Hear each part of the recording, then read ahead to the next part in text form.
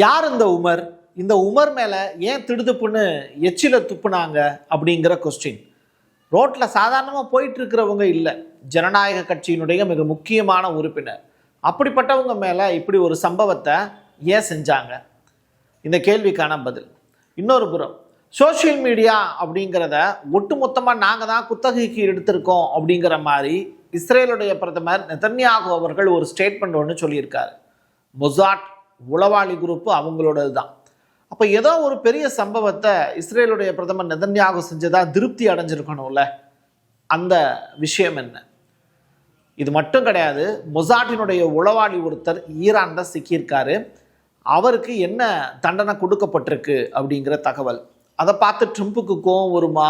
Iran மீது இன்னைக்கா நாளைக்கா அப்படின்னு அந்த அட்டாக் நடத்தக்கூடிய தேதி தள்ளி போயிட்டே இருக்கே, அதற்கு எப்போ முடிவு வரும்? இப்படி ஏகப்பட்ட கேள்விகளுக்கான விடை தான் இந்த வீடியோ. வாங்க பார்க்கலாம் உறவுகளே. இது பிரசாத் சிக்னேச்சர். சென்னையின் பிரம்மாண்ட அடையாளம் திருச்செந்தூர் முருகன் பர்னிச்சர். உங்க வீட்டுக்கு தேவையான சோஃபா, கட்டில், பீரோ உட்பட அனைத்து வகையான பொருட்களும் ஒரே இடத்துல 40% தள்ளுபடியோடு 5 ஆண்டு கால உத்தரவாதமும் சேர்த்து கொடுக்குறாங்க. ரெக்லைனர் சோஃபா இவங்களோட ஸ்பெஷல். இது வச்சு பார்க்குற கடை இல்லைங்க, வித்து பார்க்குற கடை. சென்னை ராமபுரம் வள்ளுவர் சாலையில் திருச்செந்தூர் முருகன் பர்னிச்சர். தொடர்புக்கு 8925414928 இந்த நம்பருக்கு கான்டாக்ட் பண்ணுங்க. உங்களுடைய தொழில் சம்பந்தமான விளம்பரங்களை நமது சேனலில் ஒளிபரப்ப உங்களுக்கான அருமையான வாய்ப்பு. ஜனநாயக கட்சியில மினசோட்டா அப்படின்னு சொல்லிட்டு ஒரு மாகாணம். இந்த மினசோட்டா மாகாணத்துல தான் இந்த ஐஸ் அப்படிங்கிற இமிகிரேஷன் ரிலேட்டடான குரூப் வெவ்வேறு நாடுகளில் சேர்ந்த மனிதர்கள் அமெரிக்காவில் வாழ்கிறாங்க. அவங்களுக்கு இழைக்கப்பட்டு இருக்கக்கூடிய துரோகத்துக்கு எதிராக அமைதியான முறையில் போராட்டம் பண்ணாங்க. அதில் பிரிட்டி அப்படிங்கிற அந்த நபர் கொலை செய்யப்பட்டார் காவல்துறையால். இதை பற்றி ட்ரம்ப் கேட்டப்போ கூட ஆயுதம் ஏந்துவது எனக்கு ஏற்புடையதல்ல அப்படின்னு நல்லதொரு அரசியல்வாதி மாதிரி பேசிட்டு போயிட்டார். இப்படிப்பட்ட நிலையில் இந்த உமர் அப்படிங்கிற லேடி யாருன்னா அமெரிக்காவினுடைய ஒரு பிரதிநிதி. பட் இவங்க சொந்த ஊர் எதுன்னு கேட்டால் சொமாலியாவில் இருந்து கிளம்பி அமெரிக்காவினுடைய குடிமகளாக இப்போ உயர்ந்து நின்று இப்போ ஒரு மாகாணத்துக்கே அவங்க என்னவா இருக்காங்க, ஒரு முக்கியமான பொசிஷனில் இருக்காங்க யுஎஸ் காங்கிரஸில். அப்படிப்பட்டவங்க மீது ஒரு திரவம் ஒன்று மீட்டிங்கில் அவங்க பேசிக்கிட்டு இருக்கக்கூடிய நேரத்தில் தெளிக்கப்படுது. அது என்னன்னு பார்த்தா எதிர்த்தாப்பில் இருக்கிற நபர் எச்சியை கரை துப்புறாரு. எதற்காக இந்த வேலையை செஞ்ச, இப்படி செய்கிறது தப்பு இல்லையா அப்படின்னு அந்த நபரை பார்த்து கேட்டால் உனக்கெல்லாம் இதுதான் தண்டனை அப்படின்ட்டு அவர் பேசக்கூடிய காட்சிகள் அரங்கேறுது. அதற்கு பிறகு அவர் கைது செய்யப்படுகிறார், கூட்டிகிட்டு போகிறாங்க. பட் உமர் அவர்கள் பெரிய அளவில் ரியாக்ட் பண்ணாமல் அந்த மீட்டிங்கை முடிச்சுட்டு கிளம்பி போகிறாங்க. ரைட்டா? ஸோ அமெரிக்காவில் வெள்ளையர்கள் தொடர்ச்சியாக கருப்பினத்தவர்களுக்கு எதிராக நடத்தக்கூடிய தாக்குதலில் இதுவும் ஒன்று. இதை அப்படியே நம்ம சொல்லிட்டு கடந்து போயிட முடியாது. ட்ரம்ப் கிட்ட ஒரு நாட்டினுடைய அதிபர் நீங்கள், உங்களுடைய மிக முக்கியமான மாகாணம் மினசோட்டா, அதில் ஒரு யுஎஸ் காங்கிரஸினுடைய உறுப்பினருக்கு இப்படி ஒரு சம்பவம் நடந்திருக்கு, நீங்கள் அதை பற்றி என்ன சொல்கிறீங்க அப்படின்னு சொல்லிட்டு ஏபிசியினுடைய செய்தியாளர் ரேச்சல் ஸ்காட் ஒரு கொஸ்டின் ஒன்று ரைஸ் பண்ணுறாரு. அப்போது ட்ரம்ப் சொல்கிறாரு, இல்லை நான் அவரை பற்றி சிந்திப்பதில்லை, அவர் ஒரு மோசடிக்காரர் அப்படின்னு நினைக்கிறேன் அப்படிங்கிற ஸ்டேட்மெண்ட்டை உமரை பார்த்து சொல்கிறாரு. ட்ரம்ப்புக்கு கருப்பினத்தவங்களை பற்றியோ, சொமாலியர்களை பற்றியோ, ஆப்பிரிக்கர்களை பற்றியோ, ஏன் ஏஷியன் காண்டினென்ட்டில் இருக்கக்கூடிய இந்தியாவில் இருக்கக்கூடிய முக்கியமான நபர்கள் பற்றியோ அவருக்கு கவலை இல்லை. அவரை பொறுத்தளவில் மேக் அமெரிக்கா கிரேட் அகைன் அப்படிங்கிறது தான். ஸோ அப்படிப்பட்ட ஒரு நபர் உமரை பற்றியா கவலைப்பட போகிறார்? அதனால் அவர் சொல்லக்கூடிய விஷயம், அவரை பற்றி தெரிந்த வரையில் அவரே தன் மீது திரவத்தை தெளித்து கொண்டிருக்கலாம் அப்படின்னு நான் நினைக்கிறேன் அப்படின்னு வாய்க்கு வந்தபடி பேசுகிறாரு. அது மட்டும் இல்லை, அதை பற்றி நான் கவலைப்படணும்னு அவசியமே இல்லை அப்படிங்கிற ஸ்டேட்மெண்ட்டையும் பதிவு செய்கிறார். இப்படிப்பட்ட ஒரு எந்த விதமான இன்வால்வ்மெண்ட்டும் மக்கள் மீது காட்டாத ஒரு அதிபர் தான் அமெரிக்காவில் ஆட்சி பண்ணிக்கிட்டு இருக்காரு அப்படிங்கிறத மக்கள் முன்னாடி தோலை உரிச்சு தொங்க விட வேண்டிய தேவை நமக்கு இருக்குது. இப்போது பெஜஸ்கியான் அவர்கள் சொல்லியிருக்கக்கூடிய விஷயம், சவுதியினுடைய பட்டத்து இளவரசர் சல்மான் அவர்கள், முகமது பின் சல்மான், இந்த ஸ்டேட்மெண்ட்டை யார் சொல்லியிருக்கான்? நம்முடைய ஈரானுடைய பிரசிடென்ட் அவர்கள் சொல்லியிருக்காங்க. மக்களுடைய உரிமைகளை முழுமையாக பாதுகாக்கும் அதே வேளையில் அமைதிக்கு வழிவகுக்கக்கூடிய எந்த ஒரு செயல்முறையையும் வரவேற்பதற்கு ஈரான் தயாராக உள்ளது அப்படிங்கிற ஸ்டேட்மெண்ட். நீங்கள் நல்லா கவனிச்சிங்கன்னா உங்களுக்கு புரியும். ஈரான் அப்படிங்கிற அந்த நாட்டின் மீது அமெரிக்காவும் இஸ்ரேலும் இப்போ போர் தொடுக்க தயாராகி கொண்டிருக்கக்கூடிய இந்த வேளையில் சரியாக யுஏஇ அப்படிங்கிற யுனைடெட் அரபு எமிரேட்ஸ் அந்த நாடும், இன்னொரு பக்கம் என்ன அப்படின்னா ஜோர்டான் அப்படிங்கிற அந்த நாடும் தயாராக இருக்குது. யாருக்கு எதிராக செயல்படுவதற்கு? ஈரானுக்கு எதிராக செயல்படுவதற்கு. ஈரானுக்கு ஆதரவாக செயல்படுவதற்கு சவுதி அரேபியா தயாராக இருக்கு அப்படிங்கிற ஒரு விஷயம். பட் போரற்ற சூழலை உருவாக்கிக்கோங்க அப்படிங்கிறத சவுதி அரேபியாவினுடைய ரெக்வஸ்டாகவும் இருக்கிறதா இப்போ பார்க்கப்படுது. எது எப்படியாக இருந்தாலும் அமெரிக்கா ஜனவரி மாதம் 14ஆம் தேதி அன்று ஈரான் மீது கிட்டத்தட்ட ஒரு ரகசியமான தாக்குதல் நடத்த திட்டமிட்டிருந்தது. ஆனால் ஈரானுக்கு அது முன்கூட்டியே கண்டுபிடிச்சிட்டாங்க. அதனால ஈரான் என்ன பண்ணாங்க அப்படின்னா ஜனவரி 14ஆம் தேதியே தன்னுடைய வான் பாதுகாப்பு தளத்தை எல்லாம் க்ளோஸ் பண்ணிட்டாங்க. அதே நேரத்தில் இலக்குகள் எதுவும் வரையறுக்கப்படவில்லை அப்படிங்கிறத தெரிஞ்சதுக்கு பிறகுதான் மறுபடியும் ஏர்பேஸை ஓப்பன் பண்ணியிருக்காங்க. இப்படி அமெரிக்காவினுடைய தாக்குதல் எப்படி ஈரானுக்கு தெரிஞ்சது அப்படிங்கிறது தொடர்பான விவரங்களை அமெரிக்கா சேகரிக்க ஆரம்பிச்சாங்க. அதுல மிக முக்கியமான தகவல் ஒன்று நமக்கு கிடைச்சிருக்கு. அதை நான் சொல்றேன். அது பாகிஸ்தான் தொடர்பான தகவல். சரியா? இப்போ செனட்டர் லின்சே கிரஹாம் அவர் ஒரு முக்கியமான ஸ்டேட்மெண்ட் ஒன்று சொல்லியிருக்கார். ஈரான் மக்களே, ட்ரம்ப் உங்களுக்கு ஆதரவாக இருக்கிறார், உதவி விரைவில் வந்து சேரும் அப்படின்னு நம்புங்க, நீங்க நம்பிக்கையோடு இருங்க அப்படின்னு சொல்றார். சாக்களுடைய ஆட்சியை மறுபடியும் கொண்டு வருவதற்கான முயற்சி தான் இது. ட்ரம்ப் உங்களுக்கு ஒரு வாக்குறுதி அளித்தார், அவர் அதை நிச்சயம் நிறைவேற்றி காட்டுவார் அப்படிங்கிற ஸ்டேட்மெண்ட்டை சொல்லியிருக்காரு. வாங்கின காசுக்கு மேல கூறாண்டா கொய்யாங்கிற கதை தான் இவருடைய ஸ்டேட்மெண்ட்டை வச்சு நம்மளால புரிஞ்சுக்க முடியுது. சரி, இவர் யாருன்னு கேட்டா இவர் தான் லாரிஜானி. பேரடா வித்தியாசமா இருக்கு அப்படின்னு கேட்டா ரொம்ப இன்ட்ரெஸ்டான ஒரு நபர் தான். இவர் பேசக்கூடிய பேச்சுக்கள் எல்லாமே ஒட்டுமொத்த உலகத்தையும் அப்படியே ஆட்டி படைக்கக்கூடிய வார்த்தைகளாக இருக்கும். அந்த அளவிற்கு மிகச்சிறந்த வார்த்தைகளை கையாளக்கூடிய திறமையுடையவர்.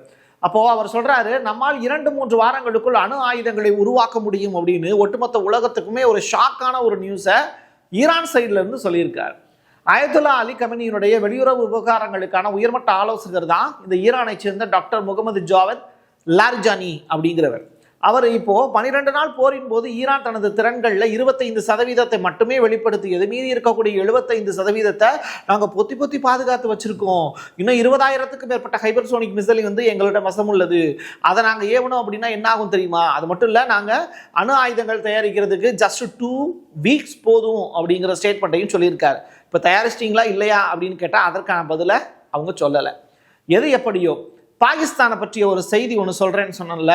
இப்போ ஈரானுக்கு அந்த ஜனவரி மாதம் 14ஆம் தேதி அவங்க அமெரிக்கா அட்டாக் பண்ண போறாங்க அப்படிங்கிற தகவலை ரஷ்யா சொல்லலை, சீனா சொல்லலை. ஆனால் பாகிஸ்தானுடைய உளவு அமைப்பு கண்டுபிடிச்சு ஈரானுக்கு அதை அப்பட்டமாக வெளிப்படுத்தியதன் காரணமாக தான் ஈரான் சேஃப் அண்ட் செக்யூர்டா தன்னை வச்சுக்க முடிஞ்சது அப்படிங்கிற செய்தியும் கிடைச்சிருக்கு. அவசர மருத்துவ சிகிச்சை அளிக்கப்படாவிட்டால் இம்ரான்கான் நிரந்தரமாக பார்வையை இழக்க நேரிடும் அப்படிங்கிற அச்சம் அவங்களுடைய உறவினர்கள் தரப்புல இருந்து கொடுக்கப்பட்டிருக்கு. இதை அப்படியே கையில் எடுத்துக்கிட்டு இப்போ என்ன பண்ணுறாங்க, இம்ரான்கானுடைய கட்சி இப்போ மிக முக்கியமாக போராட்டங்களில் ஈடுபடக்கூடிய நிகழ்வுகள் அரங்கிறது. தொடர்ச்சியாக ரஷ்யாவுக்கு போய் ரஷ்யாவினுடைய உறவை நாடினார் அப்படிங்கிற ஒரே காரணத்தினால தான் இப்போ இம்ரான்கானுக்கும் அவருடைய மனைவிக்கும் சிறை தண்டனை விதிக்கப்பட்டிருக்கிறது. அது வாழ்நாள் சிறையாக கண்டினியூ ஆவதற்கான வாய்ப்பு இருக்கே தவிர அவரால் வெளியில் வருவதற்கான சர்வைவ் பண்ணுறதுக்கான எந்த வாய்ப்புமே இல்லை. அமெரிக்காவினுடைய அடிவரடியாக நீ இருக்கிறாயா, அதற்கு கையொப்பம் போட்டு கொடு அப்படிங்கிற மாதிரியான ஒரு லெட்டர் அதில் இவர் சைன் போட்டு கொடுத்தா மட்டும்தான் இவர் விடுதலை செய்யப்படுவார் அப்படிங்கிறது தான் யதார்த்தமான உண்மை. சரி, ஈரானுடைய வெளியுறவுத்துறை அமைச்சர் அப்பாச் அராக்கி அவர் ஒரு ஸ்டேட்மெண்ட் சொல்லியிருக்கார். எங்களால் எந்த ஒரு பேச்சுவார்த்தை முன்மொழிவும் முன்வைக்கப்படவே இல்லை. நாங்கள் பேச்சுவார்த்தைக்கு வர்றோம் அப்படின்னு சொல்லவும் இல்லை. பட் எங்ககிட்ட நாங்கள்லாம் உங்கள் வீட்டு பக்கத்தில் இந்த மாதிரி லாரி வச்சுருக்கோம், குடம் வச்சுருக்கோம், தண்ணி வச்சுருக்கோம், நீ தான் எங்களை பயன்படுத்திக்கணும், நான் உன்னை அடிக்க போகிறேன் அப்படின்னு சொல்லிட்டு மிரட்டிக்கிட்டு இருக்காங்க. ரைட்டா? இதுதான் அங்கே இருக்கக்கூடிய பிரச்சனை. ஸோ ஈரானுடைய ஃபாரின் மினிஸ்டர் சொல்லக்கூடிய விஷயம், பல்வேறு மத்தியஸ்தர்கள் நிச்சயமாக எங்களை தொடர்பு கொண்டு பேசிக்கிட்டு தான் இருக்காங்க. எதுக்காக? அமெரிக்கா அவங்களை அட்டாக் பண்ண போதான், நீங்கள் அமெரிக்கா கிட்ட பேசுங்க, அவங்கள அட்டாக் பண்ண வேண்டாம்னு சொல்லுங்கள், அவங்க சொல்லக்கூடிய கண்டிஷனுக்கெலாம் ஓகே சொல்லுங்கள். நான் எதுக்கடா அவங்க சொல்கிற கண்டிஷனுக்கெலாம் ஓகே சொல்லணும்? சமமாக உட்காந்து சேர் போட்டு எனக்கு பேசுகிறதுக்கு வாய்ப்பு கொடுத்த அப்படின்னா ஓகே. நீ சொல்கிறத பூரா கேட்கறதுக்கு நான் எதுக்கு அரசு, நான் எதுக்கு ஆட்சி நடத்தணும், நான் எதுக்கு மக்களால் தேர்ந்தெடுக்கப்பட்ட ஒரு நபராக மாறி இங்கே ஃபாரின் மினிஸ்ட்ரி ரிலேட்டடாக நான் ஒரு விஷயத்தை செய்யணும் அப்படின்னு சொல்லிட்டு இவர் சொல்லாமல் சில விஷயங்களை சொல்லியும் காமிச்சிருக்காரு. இதுவரை எந்த முடிவும் எடுக்கப்படவில்லை, எங்கள் தரப்பிலிருந்து எந்த கோரிக்கையும் வைக்கப்படவில்லை அப்படிங்கிறது தான் அப்பாச் அராக்கியினுடைய ஸ்டேட்மெண்ட். சரி, இது இப்படி இருக்க மொசாட் உளவாளிகளுக்கு ஒரு தண்டனை ஈரானில் நிறைவேற்றப்பட்டிருக்கு. ஏற்கனவே 800க்கும் மேற்பட்ட மொசாட் உளவாளிகள் கடந்த 12 நாட்கள் போர் நடந்தப்போ கொலை செய்யப்பட்டாங்க. நிறையா பேரை பிடிச்சி சிறையிலையும் ஈரான் வச்சிருக்காங்க. இப்படிப்பட்ட நிலையில ஏவுகணை உற்பத்தி வசதிகளை நாசப்படுத்துவதற்கு திட்டமிட்ட மொசாட்டினுடைய உயர்மட்ட ஏஜென்ட் ஒருத்தரை ஈரான் பிடிச்சிட்டாங்க. தூக்கு தண்டனையை நிறைவேற்றிட்டாங்க. இதை பார்த்து அமெரிக்காவுக்கு கோவம் வருமா அப்படின்னு கேட்டால், வந்தா என்ன வராட்டி என்ன, எங்கள் நாட்டினுடைய சட்டத்திட்டம் இப்படித்தான் இருக்கும், ஸோ நாங்கள் அதை செஞ்சுட்டோம்னு சொல்லிட்டு ஈரான் இப்போ போயிட்டே இருக்காங்க. $700 மில்லியன் சந்தேகப்பட்டதை அடுத்து குட்ஸ் படையினுடைய தளபதி இஸ்மாயில் கானி தலைமறைவாயிட்டார் அப்படிங்கிற செய்தி. இந்த செய்தி அன்வெரிஃபைடு செய்தியாகத்தான் பார்க்கப்படுது. பட் இது கெமினி அவர்களால் ரிஜெக்ட் செய்யப்பட்ட ஒரு நிகழ்வாக பார்க்கப்படுது. அதாவது எப்படின்னா, இவங்க 2 பேரும் மீட்டிங்க்கு ஒரு ஏற்பாடு பண்ணாங்க. பட் கெமினி அவர்கள் அதற்கு நாட் ஓகே சொல்லிட்டாரு அப்படிங்கிற தகவல். இவர் குட்ஸ் படையினுடைய தளபதி, இவர் இந்த 12 நாள் வாரில் கொலை செய்யப்பட்டார் அப்படிங்கிற மாதிரியான தகவல்லாம் வெளியாச்சு. அதற்கு பிறகு இவர் துடுதுப்புன்னு இயேசு கிறிஸ்து மாதிரி 3வது நாள் உயிர் தெழுந்தாரா அப்படின்னு கேட்டால், ஒரு வாரம் கழிச்சு மறுபடியும் இவருடைய முகம் அப்படிங்கிறது வெளி உலகத்துக்கு காட்டப்பட்டது. தொடர்ச்சியாக இவரை பற்றிய புகார்கள் அப்படிங்கிறது ஈரானில் வந்தவனியமா இருந்தது. இவர் ஆயுத படைகளில் மிக முக்கியமான ஒரு நபர். அப்படிப்பட்டவர் ஏகப்பட்ட இல்லீகல் டீல் பண்ணியிருக்காருன்னு அந்த டயத்திலே பேசினாங்க. கொஞ்ச நாள் ஒதுக்கி வச்சிருந்தாங்க, மறுபடியும் இவரை சேர்த்துக்கிட்டாங்க. இப்போ இவர் மேலே வந்திருக்கக்கூடிய புகார்னால இப்போ கெமினி அவர்கள் இவரை பார்க்க மறுக்கிறாரு அப்படிங்கிற தகவல் வெளியாயிருக்கு. எது எப்படியோ மேற்கத்திய கூட்டணிகள் நெருக்கடியை எதிர்கொண்டுள்ள இந்த சூழ்நிலையில் யூரோப் இப்போ இந்தியாவோட டைப் பண்ணியிருக்காங்க. ஸோ சைனாவோட டைப் பண்ண மறுத்துட்டாங்க. அதே நேரத்தில் ரஷ்யாவோடும் டைப் பண்ணுறதுக்கு வாய்ப்பு இப்போதைக்கு அவங்களுக்கு கிடைக்கல. ஸோ ஏஷியன் கான்டினென்ட்டில் பிரிக்ஸ் கூட்டமைப்பில் one of the biggest country அப்படின்னு சொல்லப்படக்கூடிய இந்தியாவோடு அவங்க நட்பு பாராட்டுறாங்க. யார்? யூரோப். இப்போது அப்படிப்பட்ட யூரோப் கண்ட்ரீஸில் ஒன் ஆஃப் த மெம்பரா பிரிட்டன் கேட்டால், யூரோப்பில் one of the member Britain கிடையாது. ஆனால் நாட்டோவில் one of the member Britain. அப்படிப்பட்டவங்க இப்போது அந்த நாட்டினுடைய பிரைம் மினிஸ்டர் ஸ்டாமர் அவர்கள் சீனாவை நோக்கி பயணப்படுறாங்க. சீனாவுக்கு எதுக்காக அவர் போயிருக்காரு அப்படின்னா, பிஸ்னஸ் டீல் தான். நிறையா பிச்சைக்காரங்க பிரிட்டனில் உருவாயிட்டாங்க. ஸோ அந்த பிச்சைக்காரங்களுக்கு தேவையான வாய்ப்புகளையும் வாழுவதற்கான ஒரு பெரிய ஒரு தேடலையும் சர்வைவ் ஆஃப் ஃபிட்டஸ்ட் அப்படிங்கிற அந்த வார்த்தையை தேடி இப்போ ஸ்டாமர் அவர்கள் சீனாவுக்கு போயிருக்கார். எனக்கு தெரிந்த அளவில் 2018 ஒரு இங்கிலாண்டினுடைய பிரதமர் தான் அங்கே போயிருந்தார். அதற்கு பிறகு இப்போ கிட்டத்தட்ட 8 வருஷம் ஆயிடுச்சு. இப்போ தான் ஒரு பிரதமர் சீனாவை நோக்கி போயிட்டு இருக்காரு அப்படிங்கிற தகவல் வெளியாயிருக்கு. இப்போ நெதன்யாகுவை பற்றி சில இன்ட்ரெஸ்டிங்கான செய்திகள்லாம் கிடைச்சது. அதாவது சமூக ஊடகங்கள் தான் புதியதொரு போர்க்களமாக மாறி இருக்கு. அந்த போர்க்களத்தை நமக்கு சாதகமாக நம்ம பயன்படுத்த நினைச்சோம், அதில் நம்ம கிட்டத்தட்ட வெற்றியும் பெற்று விட்டோம் அப்படிங்கிற ஸ்டேட்மெண்ட்டை பயன்படுத்தியிருக்கார். உலகளாவிய அளவில் மொசாட் உளவாளிகள் எல்லா இடத்துலையும் பரவி தான் கிடக்குறாங்க. ஆனால் இந்த சமூக ஊடகம் அப்படிங்கிற இந்த போர்வை அப்படிங்கிறது ரொம்ப ரொம்ப முக்கியமானது.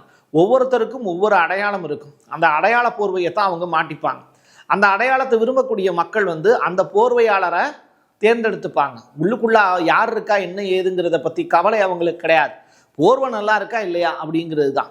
ஸோ அந்த வகையில் நிஜமாக இருக்கிறதா பொய்யாக இருக்கிறதா அப்படிங்கிறத பற்றிய கவலை இல்லாமல், எது உண்மை எது பொய் அப்படிங்கிற தேடுதல் இல்லாமல் மக்கள் பார்த்தீங்கன்னா இஸ்ரேலுக்கு சப்போர்ட்டாகவும் சில வேலைகளை செஞ்சுக்கிட்டு இருக்காங்க. இதற்கு நான் ஏகப்பட்ட பதில் சொல்லியிருக்கேன். இருந்தாலும் நெதன்யாகு அவர்கள் ஒட்டுமொத்த சமூக ஊடகமும் எங்களுக்கே சொந்தம் அப்படிங்கிற மாதிரி பேசிக்கிட்டு இருக்காரு. அவர் அதில் வெற்றி பெற்றாரா இல்லையா அப்படிங்கிறத வரக்கூடிய போர்க்காலங்களில் கிடைக்கக்கூடிய செய்திகள் மூலிமா மக்கள் அறிஞ்சுப்பாங்க.